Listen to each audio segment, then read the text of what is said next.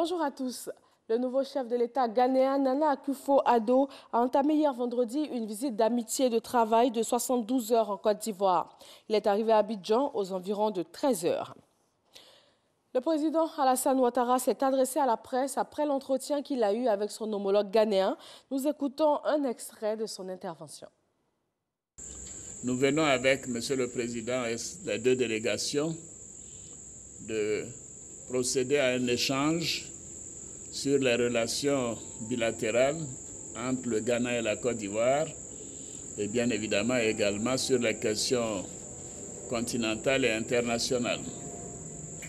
Sur les questions bilatérales, je crois qu'il n'est point besoin de dire à quel point les relations entre les deux pays sont fortes et singulières. Nous sommes liés par la géographie, nous sommes liés par la culture, nous sommes liés par des intérêts communs et évidemment nous sommes liés par l'histoire. L'histoire de deux grands hommes qui ont fait l'indépendance du Ghana et de la Côte d'Ivoire, le président Kwame Nkrumah et le président Félix Houphouët-Boigny. Et nous sommes dans la droite ligne de vouloir renforcer les relations entre nos deux pays. Nous avons décidé que nous allons mettre en place un accord de partenariat stratégique qui va au-delà des commissions mixtes habituelles. Et cet accord de partenariat stratégique permettra de couvrir tous les domaines, que ce soit les domaines de coopération politique, de coopération économique, de coopération diplomatique, sécuritaire et ainsi de suite. Je voudrais dire à quel point ceci est une innovation et dont nous sommes fiers.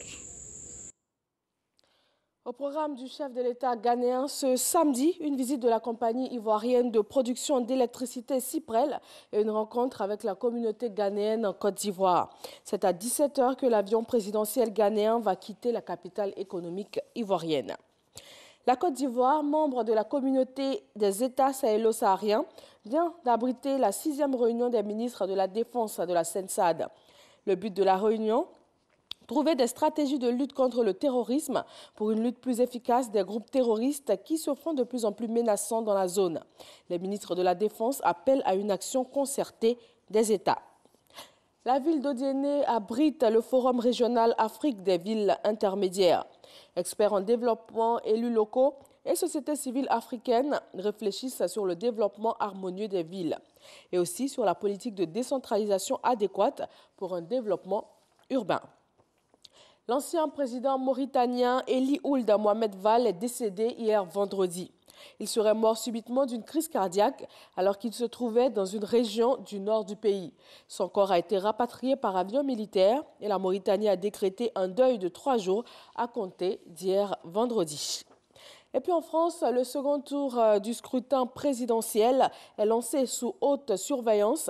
Alors que le pays est toujours sous état d'urgence, les forces de l'ordre seront à nouveau massivement mobilisées ce dimanche 7 mai. Merci de votre attention. Je vous retrouve à 13 h pour le journal sur RTI1.